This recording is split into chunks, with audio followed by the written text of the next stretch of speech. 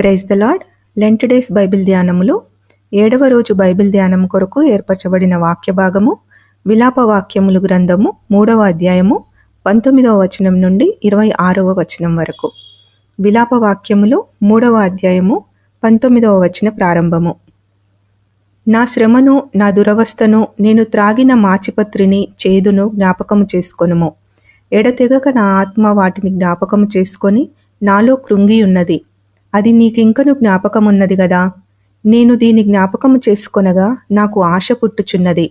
యెహోవా కృపగలవాడు, ఆయన వాత్సల్యత ఎడతెగక నిలుచుచున్నది గనుక మనము నిర్మూలము కాకున్నవారము.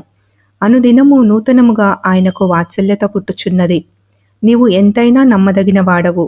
యెహోవా నా భాగమని నేను అనుకొనుచున్నాను. ఆయన యందు నేను నమ్మికయుంచుకొనుచున్నాను. తన్ను ఆశ్రయించు వారి ఎడల యెహోవా దయాళుడు. తన్ను వెదకువారి ఎడల ఆయన దయచూపువాడు. నరులు ఆశ కలిగి యెహోవా అనుగ్రహించు రక్షణ కొరకు ఓపికతో కనిపెట్టుట మంచిది. Praise the Lord. విలాప వాక్యములలో ఇర్మియా యొక్క విలాపములున్నవి. ఇర్మియాకు విలపించే ప్రవక్త అని పేరు. హెబ్రీ భాష అక్షరమాలలో 22 అక్షరములు ఉంటాయి. ఈ గ్రంథంలో మొదటి 4 అధ్యాయములు ఒక కవిత వలె వ్రాయబడ్డాయి. వీటి వచనాలు హెబ్రీ భాష యొక్క వేర్వేరు అక్షరాలతో మొదలవుతాయి. 119వ కీర్తన ఇదే విధంగా మనం గమనించవచ్చు. ఈ గ్రంథము యెరూషలేము యొక్క ప్రలాప గీతము. ఇక్కడ ఇర్మియా విలపిస్తున్నాడు. ఒకప్పుడు జనభరితమైన పట్టణము ఏకాకిగా అయిన విషయాన్ని బట్టి అతడు విలపించుచుండెను.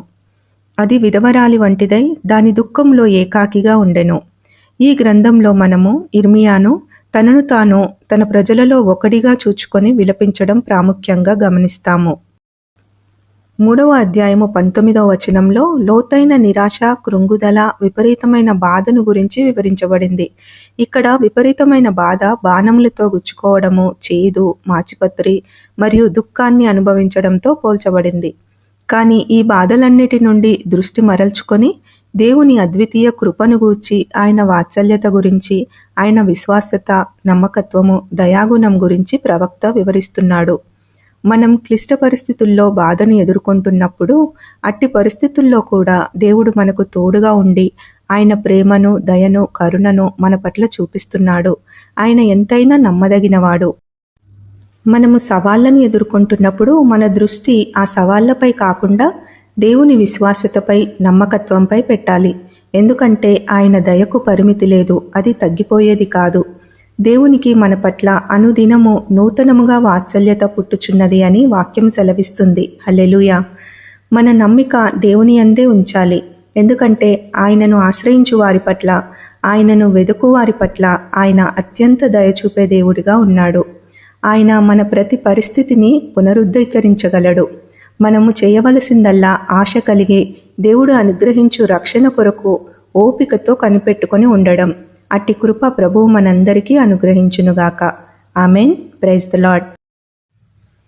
పెనుగొన్నదో కాప్తిలోనా నేను మునిగి కొములు చూనేడు పునగుండు నపోడు నను నీ చూడని త్రోయలేక తనదు నేనరు నాకగు పరచి నీతి చూపించే ఈలాటిదా యేసు ప్రేమ